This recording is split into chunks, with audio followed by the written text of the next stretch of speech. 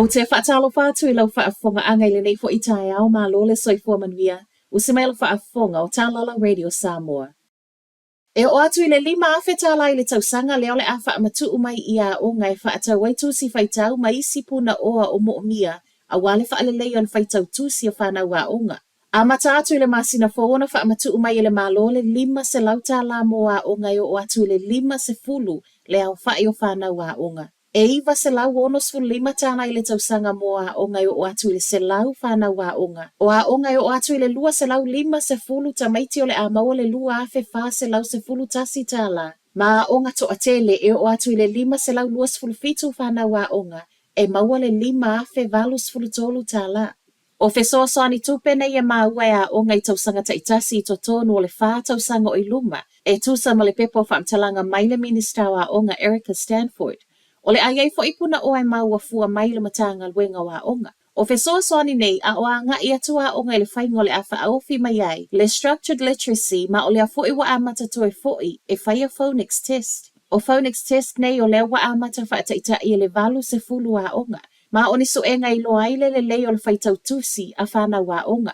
Ai mō pule a onga e le o talitonu tele le structured literacy o le whautuanga le ministaia Stanford o lo iaile lango sua le matanga luenga pau o lea a nga I e a mata. Wa to alua tangata whaamaunia wa maa wele Mpox ma I reporti e feso o tae ma le Winter Pride Festival leana whaia I Queenstown.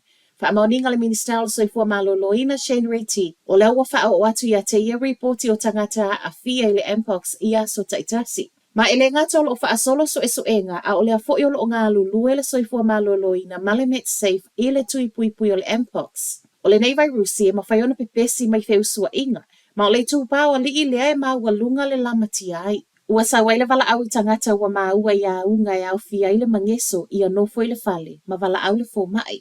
Ai mo le tui pui o le Mpox o le wa I o e ina le Met Safe I lalo o ai inga. O le Mpox o le alavo lo maua lalo lona tūlanga lamati ai tangata New Zealand. Ua wa aile ACC po le tau yo whaalawlawe whaafuasei e tu I lunga levi so lo o totongi e whaatu pei tangata manunua mai whaalawelawe. O le wata tala le awanoa mo whaatala noanga a o fuafua I e sii le silia ma le fitu pasene mo avita avale. Ai silia ma le wha pasene mo whale whai ngā luenga ma tangata ngā lulue. Ta ua le pūlenga walu I lunga le toa tele o tangata manunua. Ma ua whaapea fo I le tau o tonga fitinga ma o levis nei e totongi e tangata.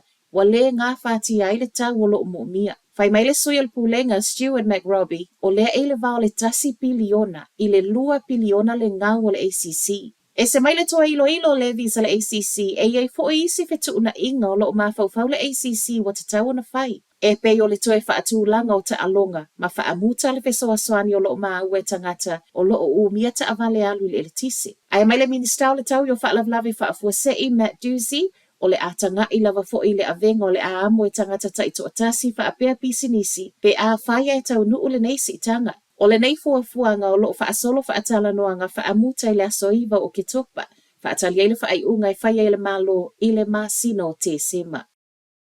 Te le whale au kilani o le ana wha aleanga ina I le whae le tausanga ta aluai o le wale si tala I le whainga I wha atawai e le pule ngā nuu. O le buyout scheme le nei wha amuta I le wha ai unga le masina le nei le avanoa I le sitalai. Ma o le alava o wha manatu mai e le pule ngā nuu au kilani. Reportia e silia ma le fitu wafe whale o ainga au kilani. O le ana wha aleanga ina I le wha malolonga. Ma e tolu wafe lua se lausfu ma le valu le ua mai a le sitala. E wha atau watu I le pule ngā nuu. E o mai le taimi nei, fitu se lau whaasfu ma le tolu whale na le sitala I wha atau wa inga nei. O le ua mai a iyo e ina lo lato wanga waa. E se mai I whale na matua I longa o na whaaleanga ina, whaamaunia fo e pule ngā nu o le tele o isi whale o le umai a toi whaale leia, ma ua toi a ngai I ai a inga ya na ina. Ma tala whaai u, o lo so e leo le tino maliu wa maue totono le taavale le ana mu I lunga le State Highway wai kato ana po. Tusa le tu lai fitu ana po le ana whaau ana I reporti leo, ma o le mai ati nei ai o le afi na mawai lo le tino maliu I le nofua pito I luma o le taavale. Whaamauni ngā leo lo ngā lulu e nei so ele mafua anga wa muwai le taavale, whaapea ma le ua maliu. O lo whaawau so e ngā leo I lea nofua ngai le so I le vau taupo ma roto rua. O Talanala Radio Samoa, manuia le tai au.